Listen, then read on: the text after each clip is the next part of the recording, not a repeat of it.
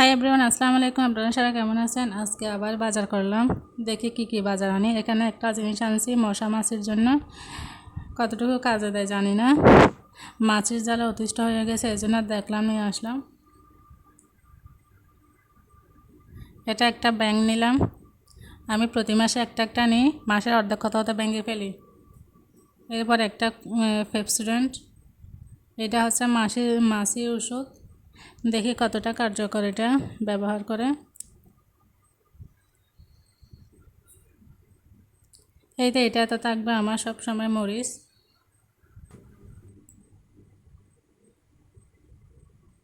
এখানে লেবু আছে, ধনিয়া পাতা আছে, আরও অনেক কিছু আছে।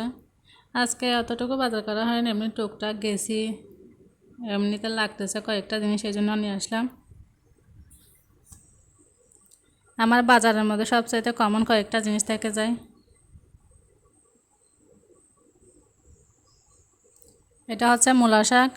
এখন কিন্তু মূলা শাকের সিজন না, তারপরে মূলা শাক পাইলাম, নিয়ে আসলাম 20 টাকা। এখানে মাছি সম্পর্কে সব কিছু লিখে দিয়েছে, জানি না মাছি যায় কি না, না যাইলে খবর আছে। সরকারি হাসপাতালে গেছিলাম, মানে সরকারি হাসপাতালের ওষুধগুলো ভালো, এই জন্য গেছিলাম।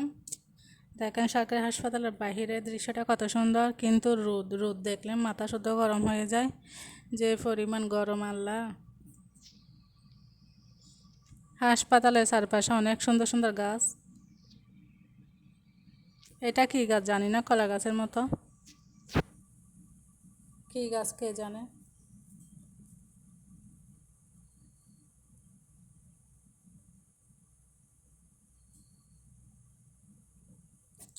এখানে আসার সময় কতগুলো ছোট ছোট মাছ আনছে, কাসকি মাছ।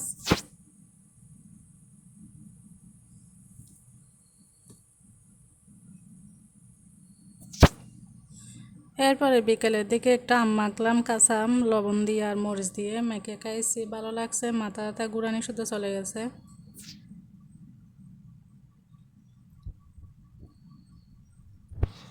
এভাবে দিনগুলা যায় একের পর এক।